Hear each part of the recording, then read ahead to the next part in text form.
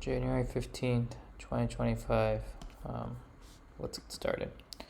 So, the first thing I had on my mind today was mouth breathing. Um, yeah, in current day, mouth breather is used as a derogatory term uh, to describe someone who's like stupid and dumb. And I've never understood where that comes from. Some people just have bad nasal cavities and sit there with their mouth open. And I'm not gonna lie, it's pretty pleasant to just have your mouth open. It's like your jaws hang free. It doesn't take much effort to keep it up.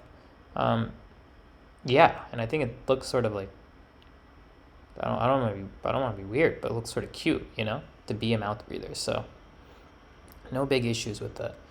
But functionally speaking, it's like mouth breathing when you're going to sleep, and that's a time where I do it. That's something I do, and I can't help that I do it when going to sleep. Mouth breathing while going to sleep sucks. It's you wake up in the morning and your mouth smells like ass.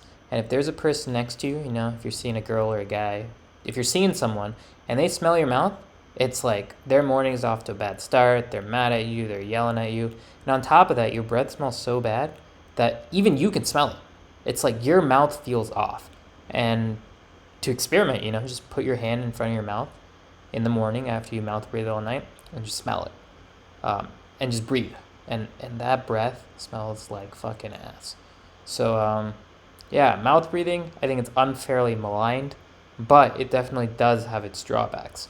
And the reason I've been thinking about this is as part of 2025, I think I'm going to do that taping methodology where you tape your mouth shut when going to sleep because it's supposed to prevent you from mouth breathing. And I think it also has beneficial effects for your jawline or whatever. Or maybe that was just some misinformation that I heard somewhere in the manosphere. Next thing I want to talk about is popsicles. So popsicles are a food that I used to love when I was a young child. When I was young, like whenever I had a chance, I'd go to the store, I'd give my parents or bug them until they bought me popsicles. And then, once a night, they let me have them for dessert. Whenever they had them at school or fairs, like that's the go-to food I'd go for. I always loved popsicles more than like ice cream sandwiches or other desserts. But somewhere along the line, I don't know why, I don't know when, I just stopped eating popsicles. No idea why, but I just fell out of touch with them. I forgot that they existed. Instead, I moved on to other things like cookies, white chocolate macadamia nut cookies specifically, ice cream sandwiches, tiramisu, mousse, cannolis, all these other fancier, higher forms of dessert. But recently, I've been trying to, cut back on my sugar and been on a health kick. And so I went to Whole Foods because that's the only grocery store around. I went to Whole Foods and I stumbled across the dessert aisle. And in that aisle, I saw, this box of popsicles, and the brand was called Good Pop. And so, like, I started looking at the nutrients, and like, Good Pop is fucking unbelievable. There's no added sugar, and everything is made from natural juice concentrate. And the popsicles taste unbelievable. Like, you can't tell that they aren't full of artificial flavoring and loaded up with sugar. You can't tell that. They taste just like commercial popsicle I had when I was a kid in terms of like satisfying the craving for my sweet tooth and acting as a dessert. But each of them is only 30 calories, and the ingredients, there's only 6 or 7 ingredients like lemon concentrate, different natural food concentrate, water, etc.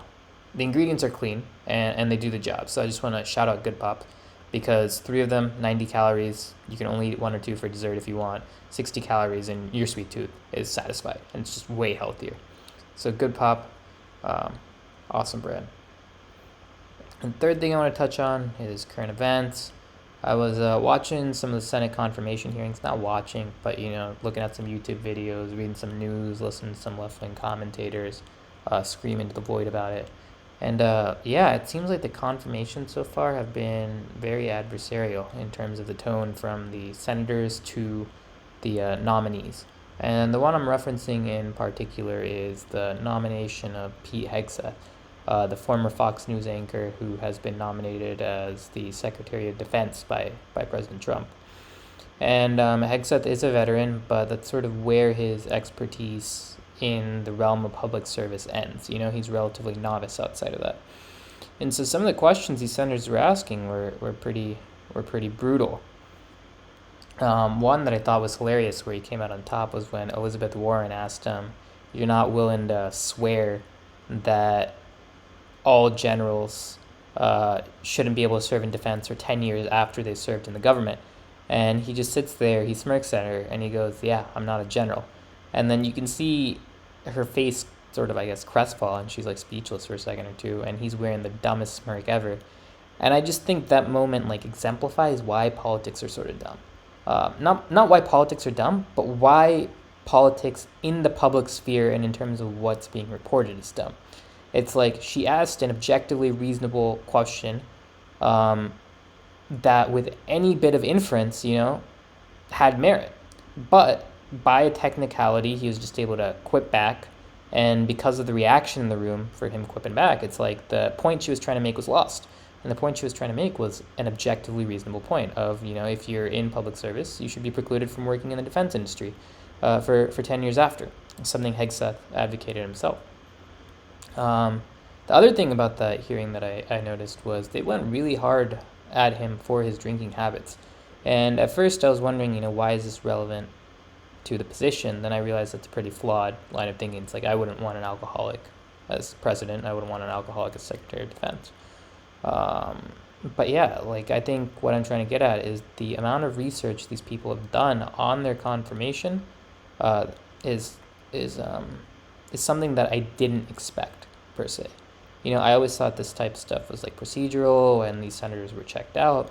But yeah, it really looks like the Democratic senators, did their homework. And maybe it's because they have vendetta for this guy. Maybe it's because, they actually care about their jobs. I'm cynical, so I think it's the former. But yeah, very, very interesting to see. Yeah, that's all I had today.